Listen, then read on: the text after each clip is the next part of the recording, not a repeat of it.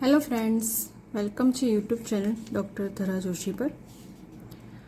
આજે આપણે TAT higher secondary એના પછી સેકન્ડરીની મેઇન્સ એક્ઝામ પણ લેવાશે. તો મેઇન્સ એક્ઝામમાં આજે પેપર 1 છે ગુજરાતી ભાષા સજ્જતા.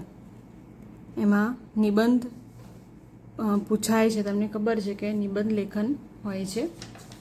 તો નિબંધ લખતી વખતે કેવા પ્રકારના જે નિયમો હોય છે એ ધ્યાનમાં રાખવા એ વિશે હું ચર્ચા કરવા જઈ રહી છું.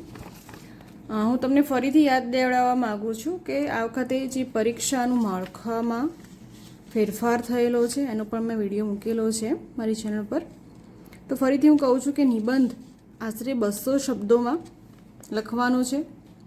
આ વખતે 3 પ્રશ્નો હશે એટલે 3 નિબંધ હશે. એમાંથી ગમે તે 2 નિબંધ લખવાના 200 શબ્દોમાં. પ્રત્યેકના 10 ગુણ હશે એટલે ટોટલ 20 ગુણનો આ પ્રશ્ન હશે, જેમાં વર્ણનાત્મક, વિશ્લેષણાત્મક, ચિંતનાત્મક તથા સાંપ્રત સમય પર આધારિત નિબંધો હશે. આ વખતે એ સારું છે કે 3 આપ્યા છે અને ગમે તે 2 લખવાના, બંને ફરજિયાત હોતા નથી એટલે તમને ઓપ્શન આમાં મળી રહેશે. તો ચાલો જોઈ લઈએ કે નિબંધ લખતી વખતે કઈ કઈ બાબતોનું ધ્યાન રાખવું જોઈએ. કારણ કે જ્યારે તમે સ્કૂલમાં હશો ત્યારે તો ઘણા બધા નિબંધ લખ્યા હશે, પણ એ વખતે અમુક નિયમો જે છે એની જાણકારી કદાચ તમને હાલ પણ નહીં હોય.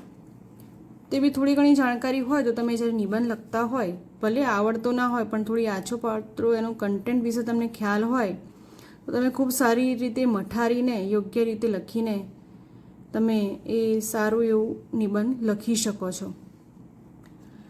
તો નિબંધ એટલે શું? તો કોઈ એક વિષય પર મુદ્દાસર ક્રમબદ્ધ રીતે માહિતી આપવી તેનું નામ નિબંધ.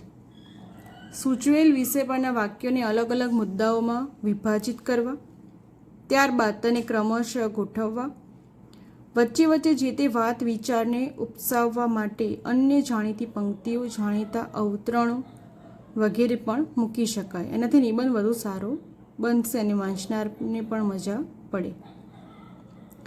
નિબંધ લેખન કરવું એ અઘરું કામ નથી, આ પણ મહાવરો માંગી લેતું કામ છે. થોડા નિબંધના નમૂનાઓનું વાંચન કરવાથી ધીરે ધીરે ફાવટ આવતી જાય છે. પરીક્ષામાં પૂછાયેલા નિબંધના વિષયથી મોટે ભાગે તમે પરિચિત છો જ.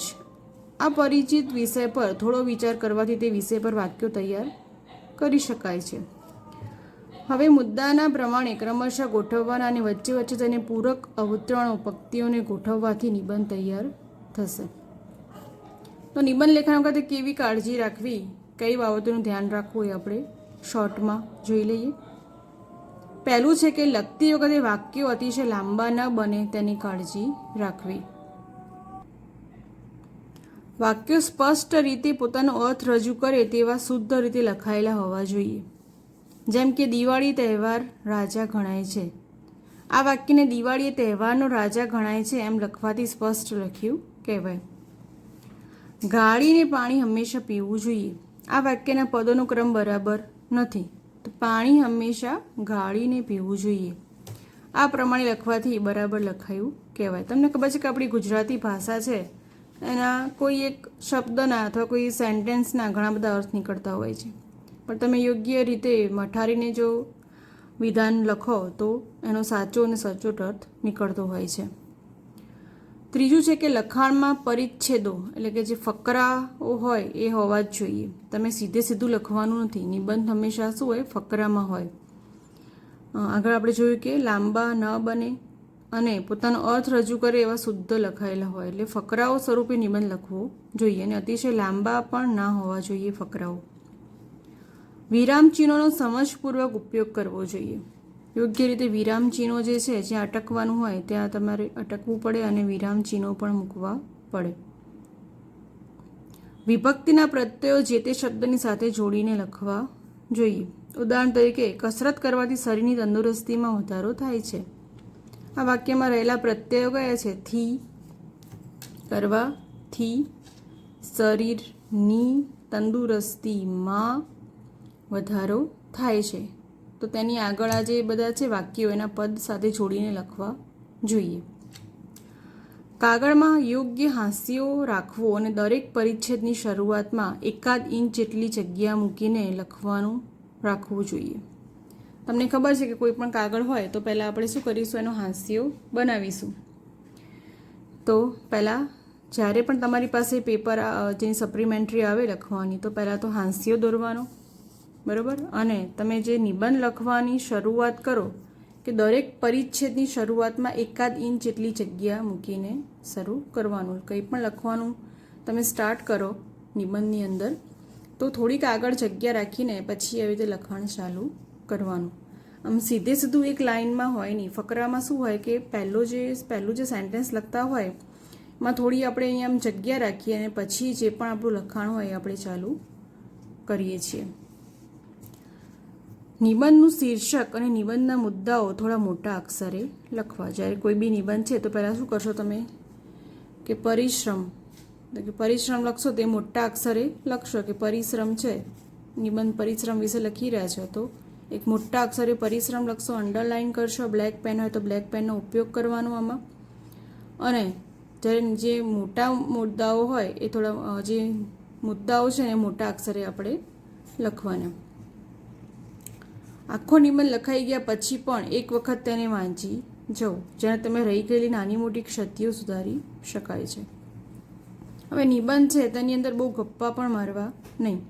યોગ્ય સચોટ વાત લખવી. જેના વિશે પણ નિબંધ પૂછાયો છે એનું યોગ્ય કન્ટેન્ટ તમારી પાસે હોવું જોઈએ.